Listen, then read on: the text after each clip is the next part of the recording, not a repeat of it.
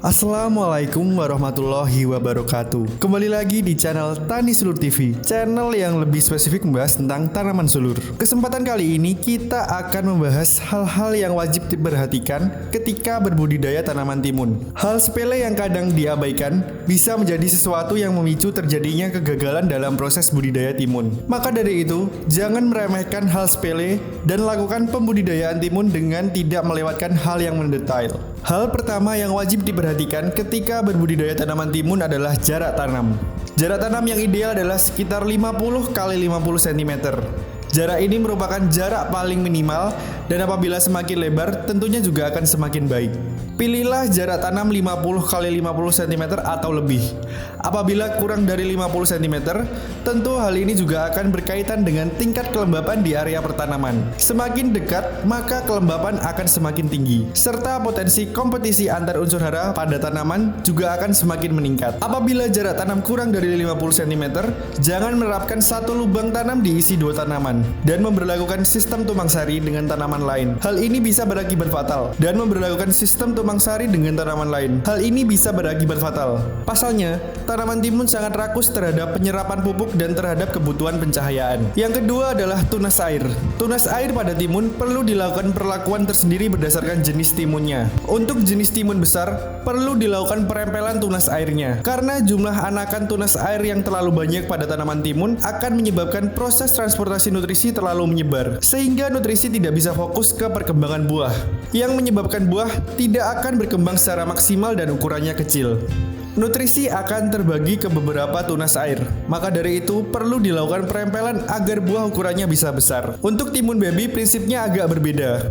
Perempelan tunas air hanya dilakukan pada beberapa cabang, terutama pada bagian bawah. Hal ini karena timun baby menekankan pada jumlah buah dan tidak pada besar atau tidaknya timun. Maka dari itu, tunas air pada bagian atas bisa dipelihara agar buah timun yang dihasilkan bisa banyak. Yang ketiga adalah pemberian nutrisi.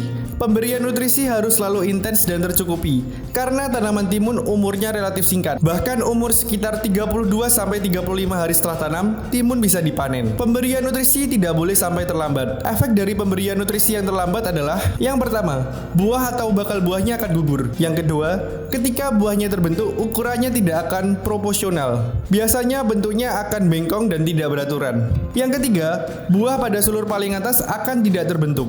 Hal yang perlu diperhatikan selanjutnya dalam menanam timun yang keempat adalah kita perlu memahami karakteristik tanaman.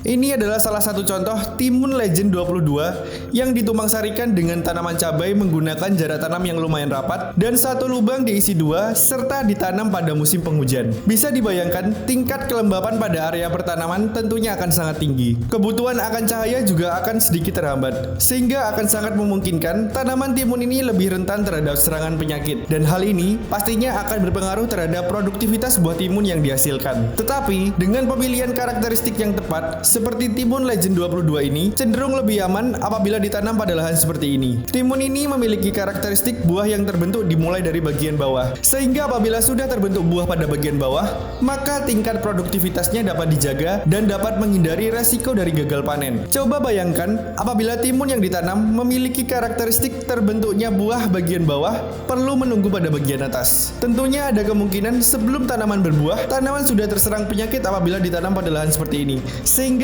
ada resiko gagal panen. Jadi perlu untuk sahabat petani semua memilih varietas yang memiliki umur panen yang relatif lebih cepat dan buah muncul pada batang utama dimulai dari bagian bawah. Hal menarik lainnya dari varietas timun Legend 22 ini adalah hampir setiap ruas batang diisi oleh buah. Dengan karakteristik seperti ini mengharuskan kita untuk memastikan bahwa kebutuhan nutrisi selalu terpenuhi agar semua bakal buah bisa berkembang menjadi buah yang sempurna. Pasalnya, bakal buah yang banyak apabila tidak diimbangi dengan nutrisi yang tepat dan cukup, bisa jadi bakal buahnya akan rontok. Kami himbau untuk satu tanaman, maksimal buahnya dipelihara 6-8 saja. Dan buah ini harus kita kawal supaya bobot per buahnya mencapai 400-500 gram. Tentunya secara produktivitas itu juga akan sama tingginya daripada semua bakal buahnya kita pelihara. Tentunya secara produktivitas itu juga akan sama tingginya daripada semua bakal buahnya kita pelihara, tetapi nutrisinya tidak tercukupi.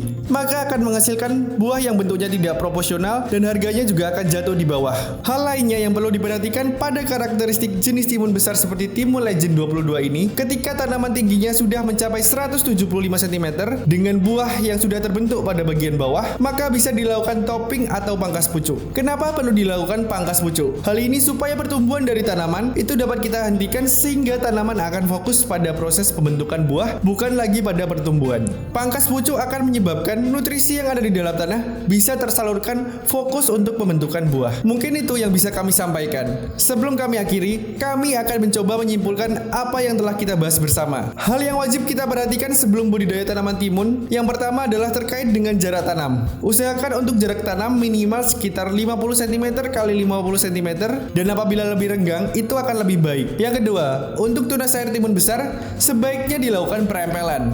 Bisa dipelihara beberapa atau bahkan bisa dirempel habis semua.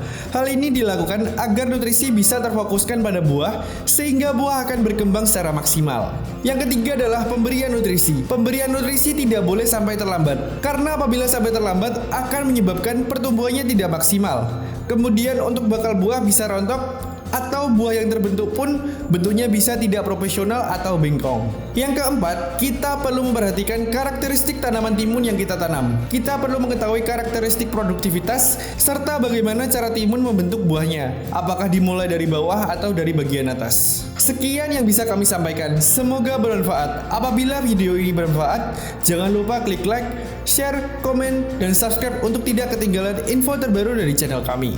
Terima kasih. Salam tani seluruh Indonesia. Wassalamualaikum warahmatullahi wabarakatuh.